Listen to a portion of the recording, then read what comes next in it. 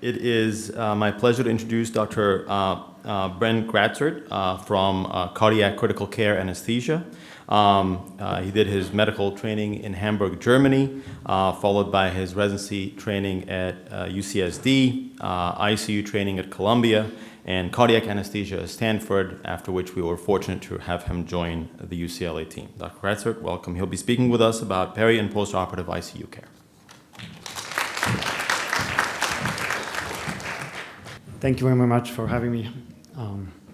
Okay, we'll go right into it. So you already heard that these patients are very complex in part of their physiology, and that there is really no literature or guidance currently on these management, whether it's intraoperatively or postoperatively.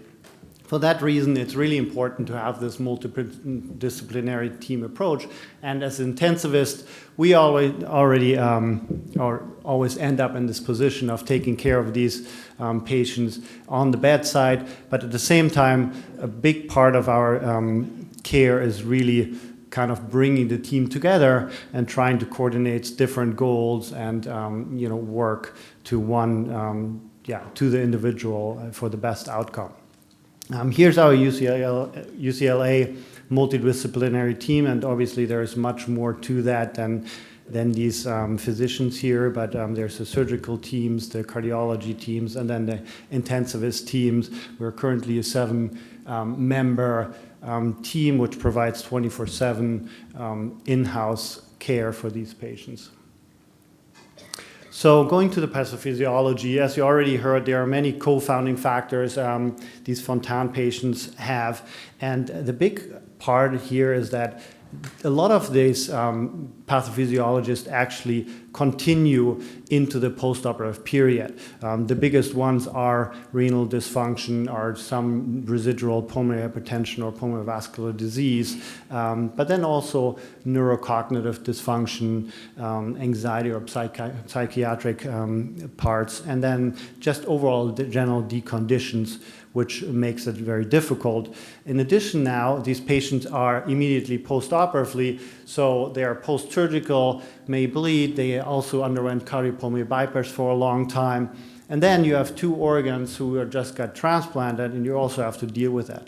So this confronts us with a lot of cardiorespiratory or cardiohemodynamic instability. We do sometimes deal with graft compromise, and then we have to anticipate and manage early complications. I see it in three aspects. For one, we have to take care of the early postoperative ICU care. And then the second part is really the assessment of the graft functions throughout, and then trying to protect these grafts as much as we can. And last part is really the anticipation and management of early complications. So first comes first, the patient comes out of the OR, and we have to deal with the coagulopathy and the bleeding. These are all patients who had most of the time had some kind of prior surgeries. They may have adhesions. They have significant venous and veno-arterial collaterals, and some of these are residuals despite coiling by Jamil. They do have pre-existing coagulopathy due to their liver disease, as well as medications they had been on. And then they've been undergoing cardiopulmonary bypass, which, with its inflammatory response and dilutional component causes coagulopathy.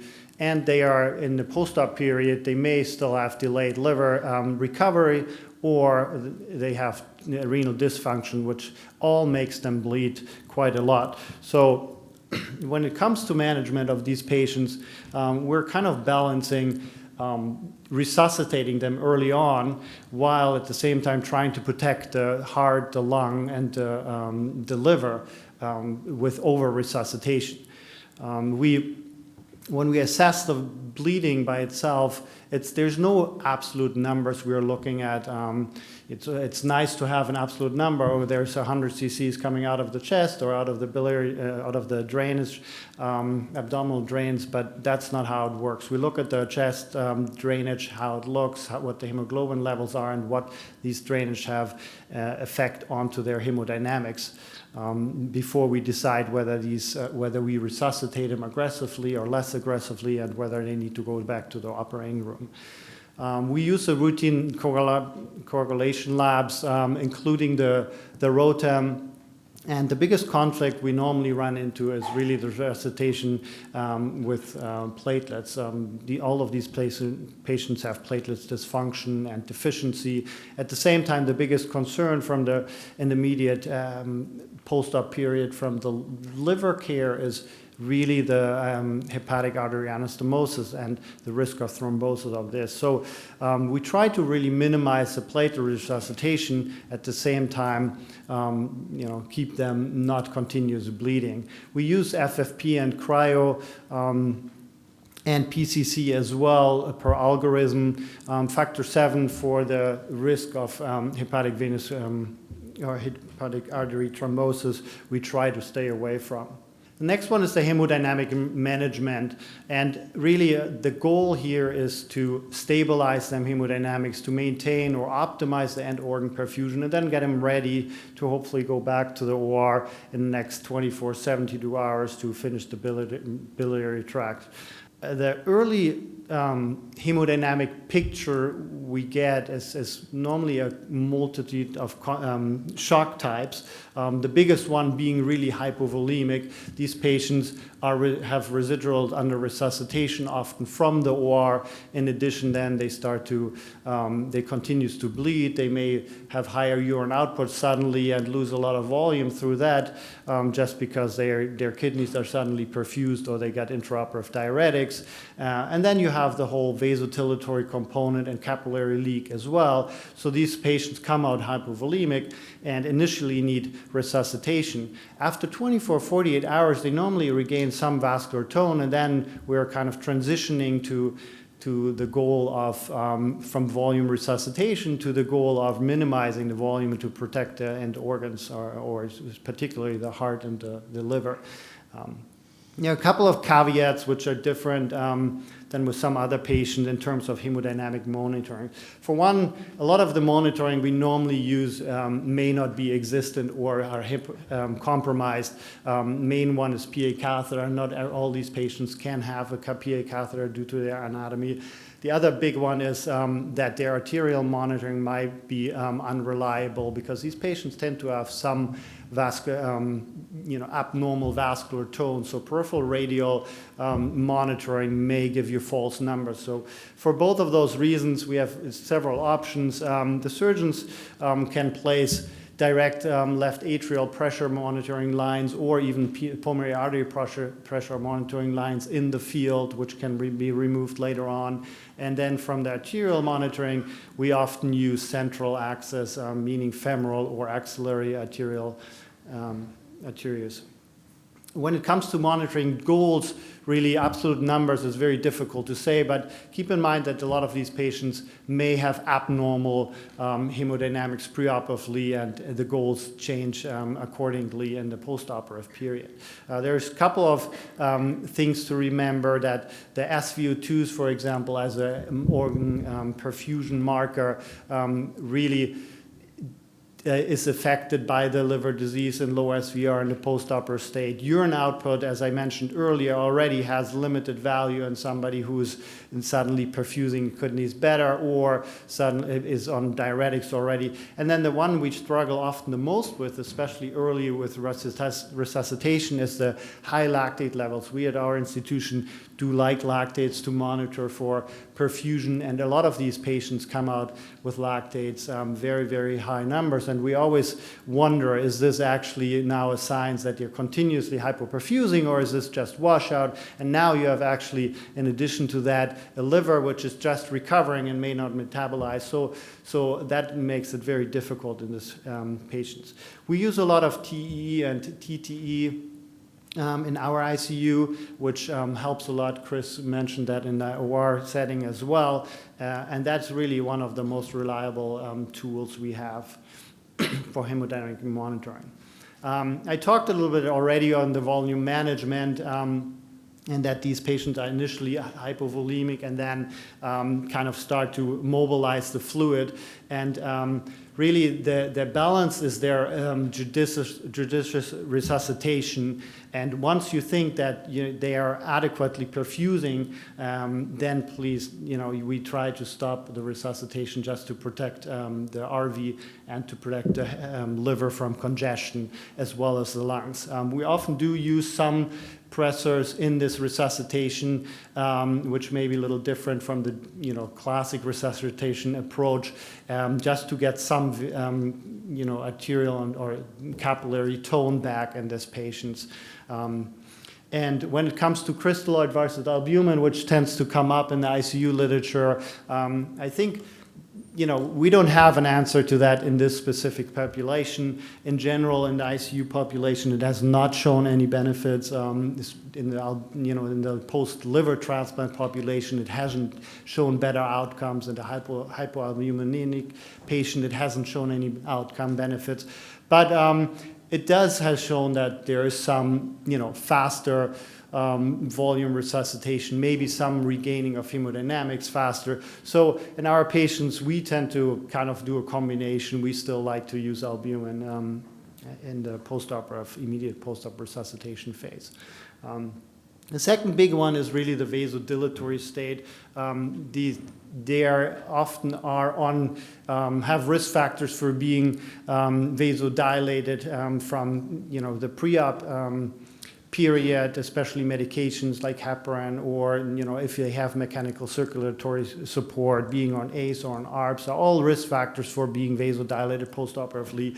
Then you have your intraoperative course with cardiopulmonary bypass and inflammatory state and reperfusion of the liver. So that gives you another hit to the kind of vascular tone. And then postoperatively you have sedation and other medication, which really can put these patients into a severe vasoplegic states in the first 8 to 12 hours in particular.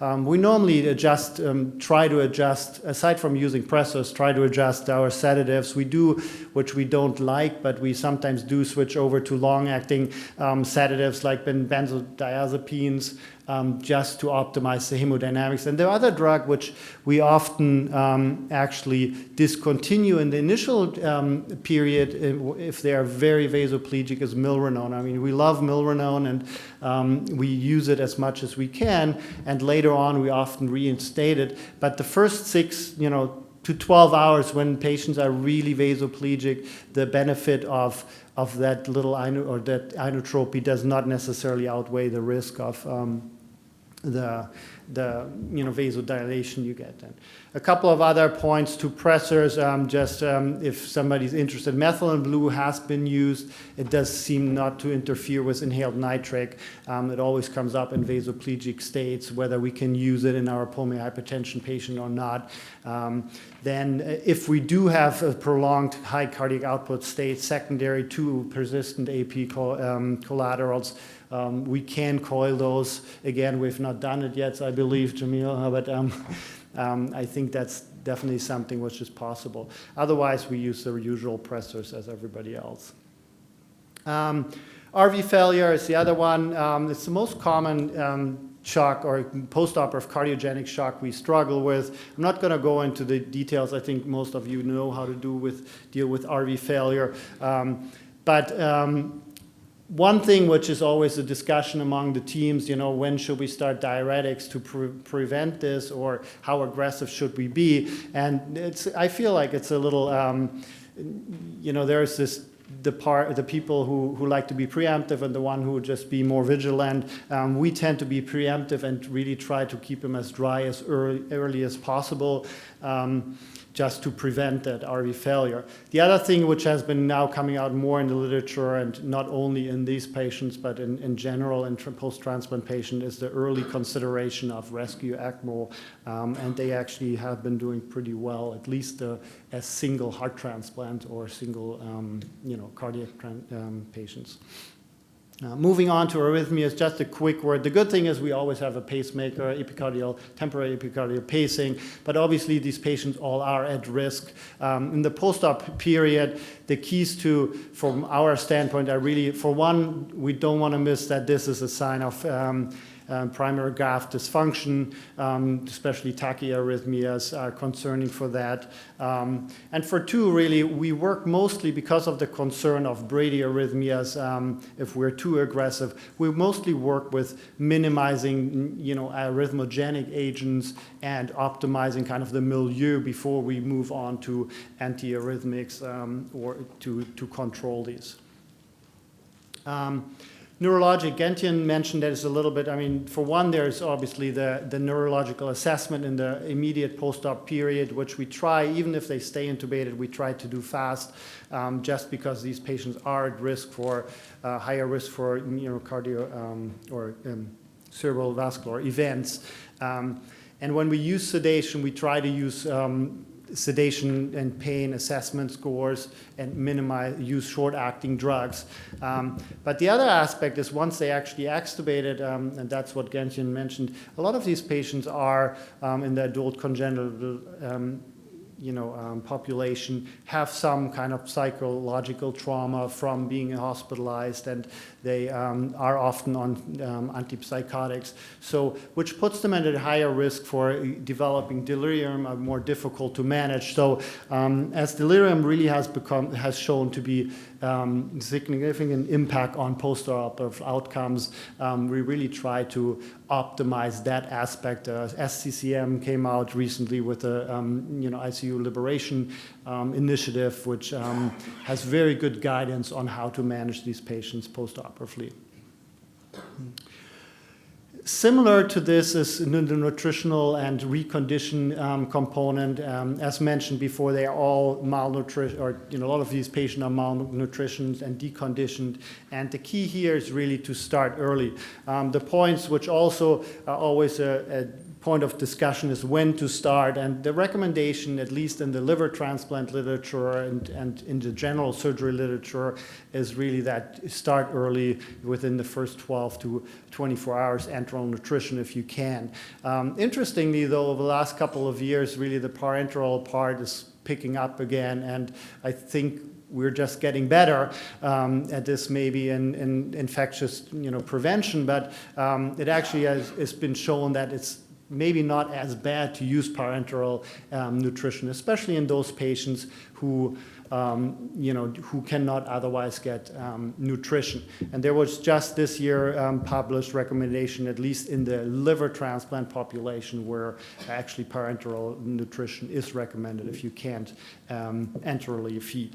Obviously, our patient population is different. We have two organs. We're immunocompromised, so it may be different, but this is kind of where we are. The same applies to early mobilization, and we at UCLA are actually very good and very aggressive on early mobilization and getting the consulting teams with PT/OT involved. Moving on to the pulmonary aspects, early extubation if possible.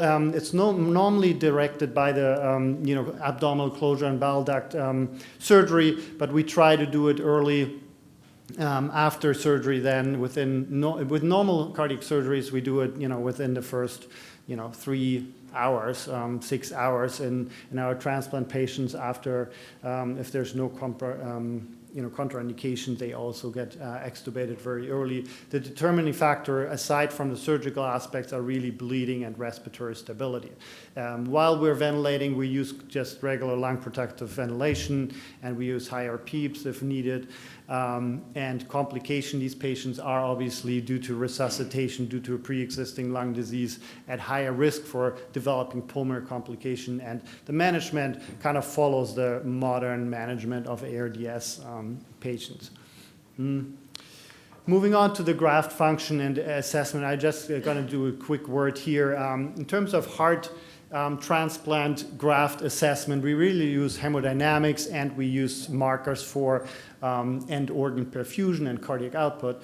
For the liver, we use the recovery of liver function as markers. In terms of protection, aside from the immunosuppression and the antimicrobial prophylaxis, we specifically protect the heart by minimizing the RV preload and the RV strain and do a slow inotropic wean. For the liver, it's really maintaining liver perfusion and avoid congestion. And both of these aspects to some extent go together and go against each other.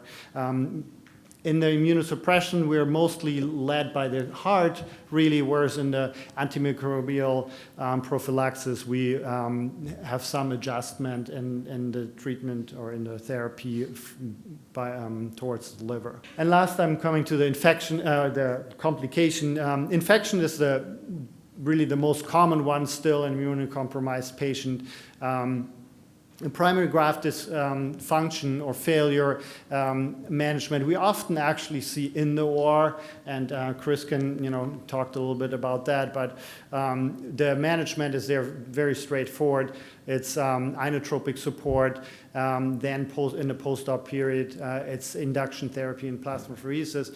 And the other aspect is that, again, early ECMO support and let the patient cool down has shown we have had some good experience, at least in the non-combined patients. I don't think we have done it in the combined patient yet, but in general, I think globally the experience with ECMO has been gotten so much better, and we've been gotten so much better that it's definitely something which can be considered. The problems there is often access, the higher bleeding risk in these coagulopathic patients, and the higher pressure report, because they're already severely vasodilated, and once you add the inflammatory response of ECMO, they often end up on high doses of pressors.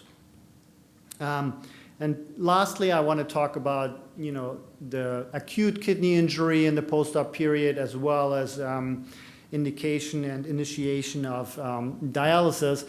And we all know that these patients have pre-existing kidney disease, most of them at least. And then, in addition, you have the multiple insults. Normally, we think that at least after liver transplants or individual heart transplants, these renal disease normally resolves quickly. But again, the intraoperative aspects and postoperative aspects make this sometimes difficult.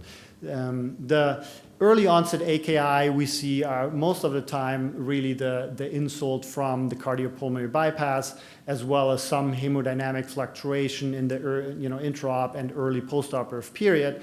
Whereas the late one is mostly in the setting of congestive disease, RV dysfunction, volume overload, and nephrotoxins.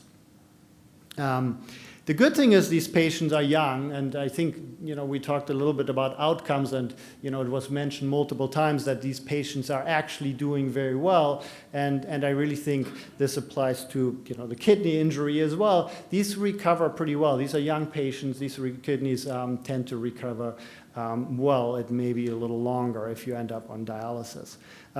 How do we manage it? It still remains cardiac focused. If the heart doesn't perfuse the liver and the kidneys, those will not work. So really maintaining the myocardial function and protect the RV leads us to manage these patients with aggressive negative fluid balances. And this is, as said, in a couple of days out. We're not talking about the acute immediate resuscitation phase. We do escalate the resuscitation very early on if we need to drips, diuretic drips, the combination of diuretics as well. There are some people who believe in kind of this albumin diuretic use. Again, no benefit really in the general population, maybe some benefit in the cardiac patient population, but not outcome-wise, just that they make more urine. But we actually like that for our patients, so we can use that. And then the other thing is the early CRT and adjustment of the nephrotoxins.